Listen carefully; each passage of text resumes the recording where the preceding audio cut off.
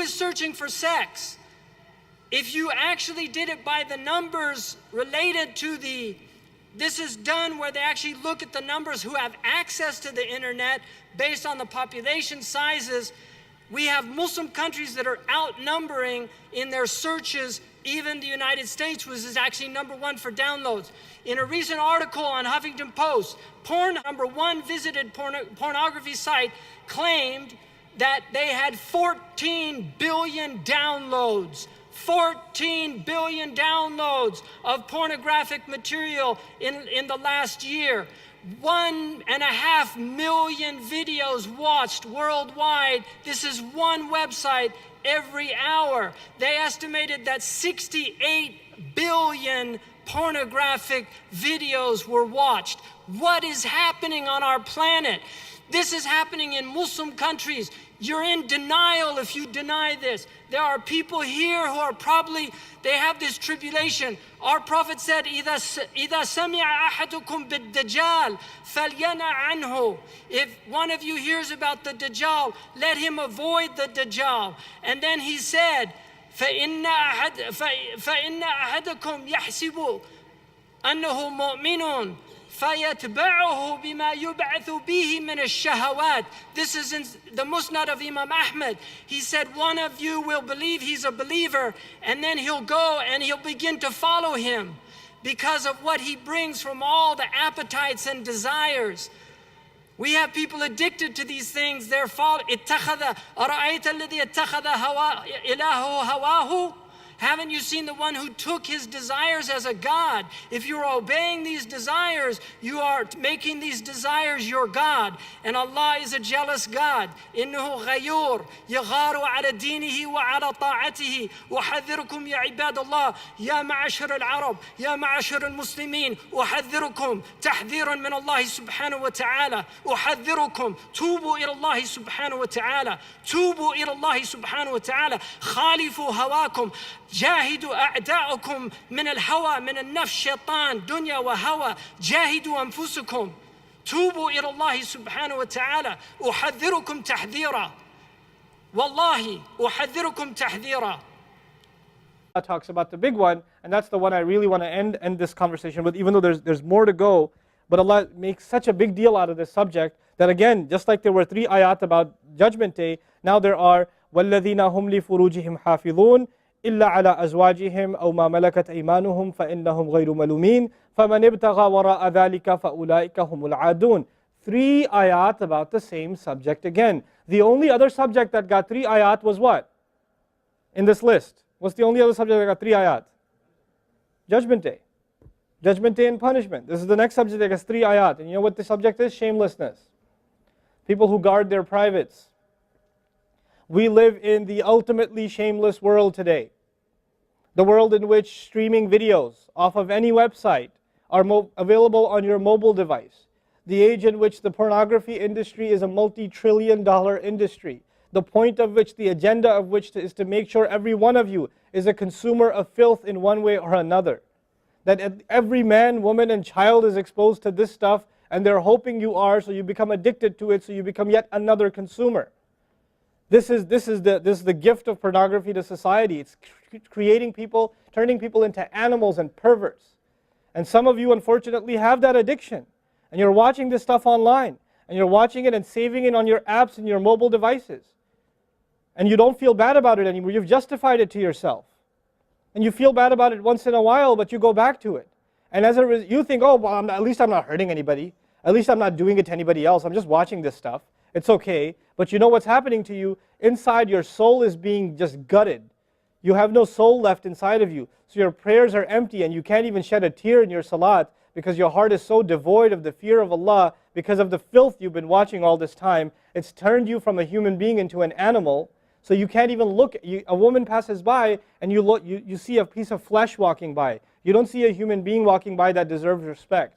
You check everybody out and everything out. You're constantly gawking and staring. You have a hard time putting your eyes down. When you're on the subway, when you're on campus, when you're at work, you're walking down the street, you just can't help it. You see a billboard, you take a second look, you see a third look. You don't miss any opportunity to just to violate your soul with your eyes.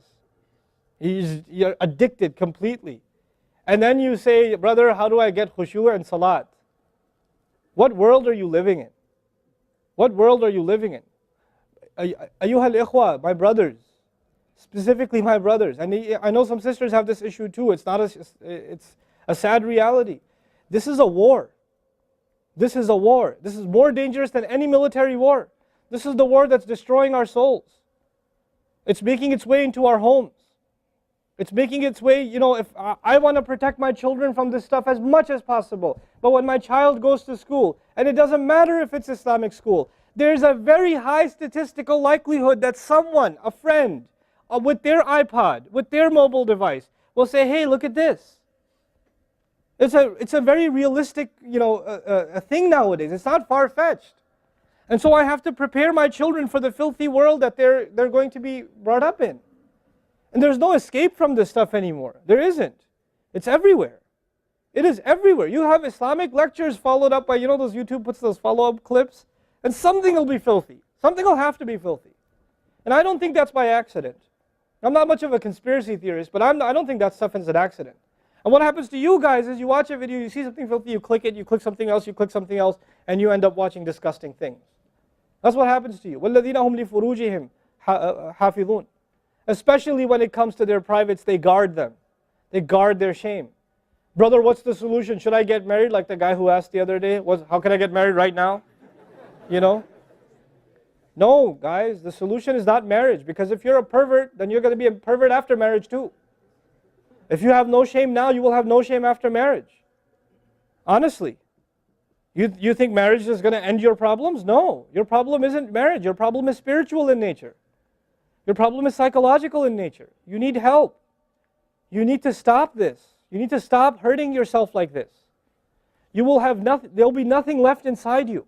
I just had an email from a teenager who's addicted to pornography, an anonymous email, 14, 15-year-old teenager. Says, I want to kill myself. I can't stop. I've been watching it since I was 11. My parents don't know. I read this stuff and I cry because he's not one. There's millions of Muslim kids like this. Millions. Millions of them. We have to help these people.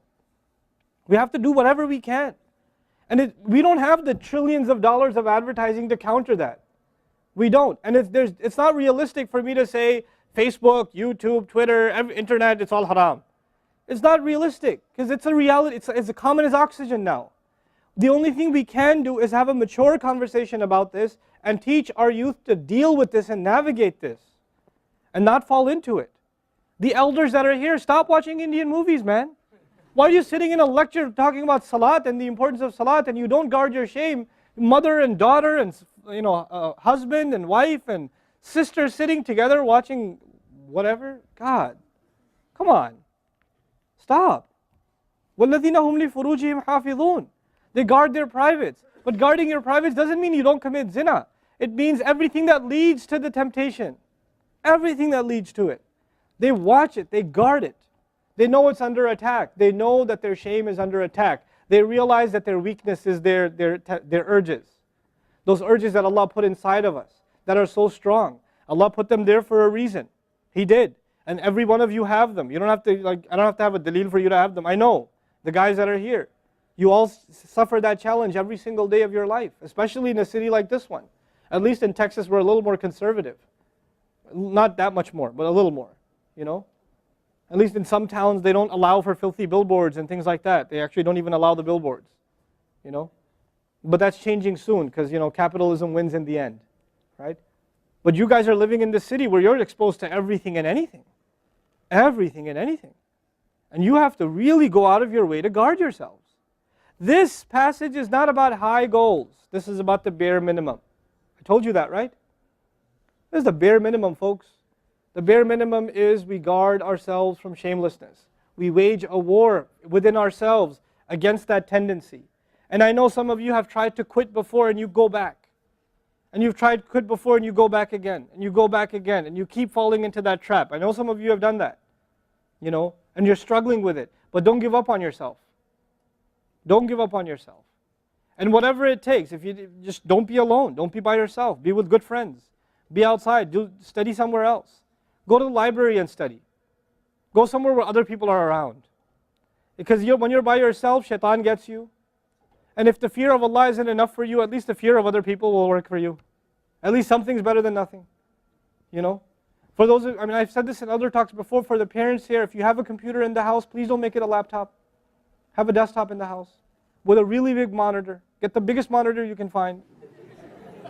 Honest to God, and make sure your computer is in the kitchen or in the dining room. Don't put it in the living room. Don't put it in the kids' room. Don't put it in your bedroom. Put it in the dining room, facing the public. You want to do homework, do it over there. Though you can't move the monitor this way or that way. It's facing everybody. That's how you should have it. You know? This stuff, we have to take these precautions. Don't give your 11-year-old a smartphone. What were you thinking? That's not very smart. You know? Don't give them a smartphone. Why am I seeing kids in Islamic school, 5th graders, with iPhones? iPhone 5s. I don't have an iPhone 5.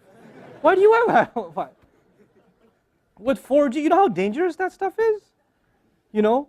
وَالَّذِينَ هُمْ لِفُرُوجِهِمْ حَافِظُونَ إِلَّا عَلَىٰ أَزْوَاجِهِمْ, except upon their spouses. أَوْ مَا مَلَكَتْ أَيْمَانُهُمْ فَإِنَّهُمْ غَيْرُ مَلُومِينَ, or what their right hands possess, then they're not to be blamed. Allah says we have these urges and we can execute those urges, we can release those urges, but to the halal spouse, to the spouse, our spouses. But outside of that, we can't. And by the way, when people get addicted to this sort of thing, and they get accustomed to it, or they get over and overly exposed to it, they have miserable marriages. And marriages start falling apart. They have this virtual idea of what pleasure means, and they don't find pleasure in their spouse anymore. And there's great fitna that comes into the family. It destroys homes, Muslim homes.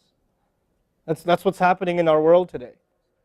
Allah talks about the people who make salah, and He says, I'm describing the people who make salah because this is the mawsuf, al-musallin, then alladhina, all the alladhinas, all the asma' mawsula here are the wasf, the sifa of it, which means the people of salah are the people who protect their shame, are the people who fear judgment day, are the people who, they are constant in their prayers. These are the people. فَمَنِ ابْتَغَى وَرَاءَ ذَلِكَ فَأُولَٰئِكَ هُمُ الْعَادُونَ. The people who pursue anything beyond that, then they are the ones engaged in aggression. This is an act of aggression.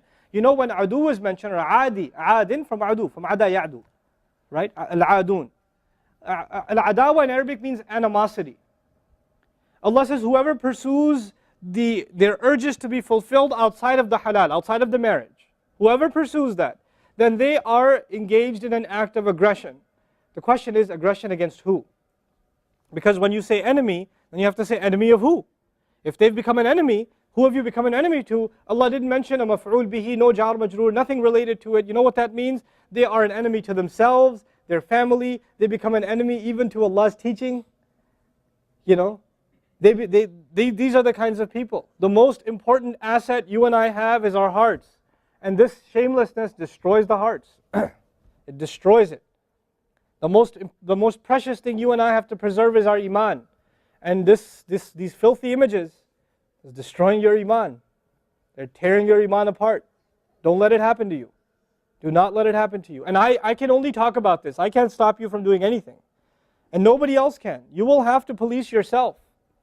You will have to control yourself. You'll have to make the decision, is my iman important enough? Is my salat important enough?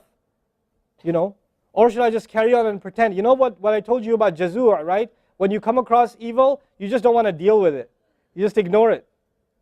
There's a lot of people like that. They hear this stuff and they don't deal with it. They just ignore it.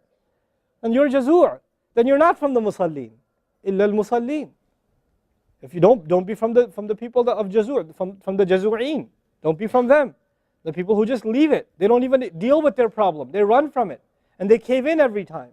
And they're reactionary. And that's the beautiful thing about the beginning of this passage. Halu', reactionary. Usually we react to temptation. You react to an image and it leads you to a site, which leads you to something else, which leads you to something else. You're constantly reacting to things. You're supposed to learn to have the right reaction, and the right reaction comes when we become people of salah.